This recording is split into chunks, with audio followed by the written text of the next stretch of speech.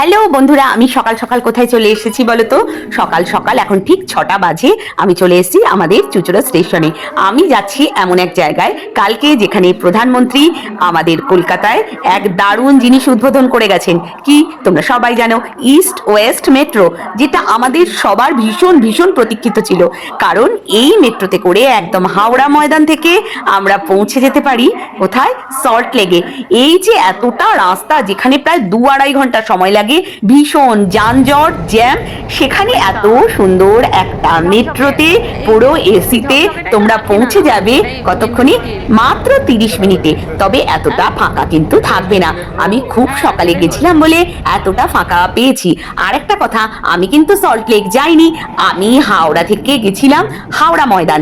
এই জায়গাটা নর্মালি একটু কম লোক যায় বলে জায়গাটা এত সুন্দর ক্লিন আছে।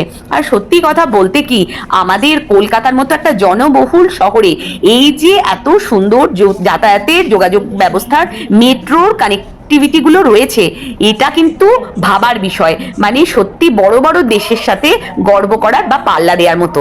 একটা এত জনবসতিপূর্ণ শহরে যেখানে একটা মেট্রোর মতো পরিষেবা দেয়া যাচ্ছে, এর চাইতে বড় প্রাপ্তি কি হতে পারে আমাদের মতো গরিব দেশে, যেখানে সত্যি কথা বলতে সেই ধরনের টেকনোলজি, সেই ধরনের ইনভেস্টমেন্ট নেই। সেখানে এই যে মেট্রোর পরিষেবাটা আমরা পাচ্ছি, এতে কিন্তু আমরা সরকারকে ধন্যবাদ না দিয়ে পারছি না। রাজনৈতিক ভেদাভেদ ভীষণ থাকবে, সব ক্ষেত্রে থাকবে। আর ভালো কিছু হলে সত্যি কথা বলতে সব রাজনৈতিক দলই তার ক্রেডিট নিতে চায়। যেমন মেট্রোতে সবাই ক্রেডিট নিতে চাইছে। আর 5,000 কোটি টাকার প্রজেক্ট কেন 12,000 কোটি টাকা লাগলো? আরে এখানে ভালো কিছু হলে আগে তো সবার আগে সবাই বাধা দেবে, তারপরে ভালোর এফেক্টটা আমরা সবাই ভোগ করব। আর মাঝখানে সমালোচনা করবার জন্য কিছু নিউজ চ্যানেল তো অলওয়েজ থাকে, না হলে তাদের টিআরপি গুলো আর কি করে বাড়বে বলো? তো এই কথা বলতে বলতে আমি এসে পৌঁছে গেলাম আমার প্রায় ডেস্টিনেশনে।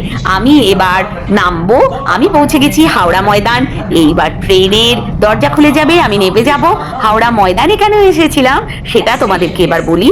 আমি হাওড়া ময়দানে এসেছি কারণ আমাকে এখানে ডাক্তার দেখাতে হবে, এবং এই সকাল সকাল আসার এটাই ছিল কারণ। আর এইখানে দেখো ডাক্তারের চেম্বারে কি ভীষণ ভিড় হয়ে গেছে, কত দূর দূর থেকে লোক আসেন। আর এখানে কোন ডাক্তার দেখাতে এসেছি?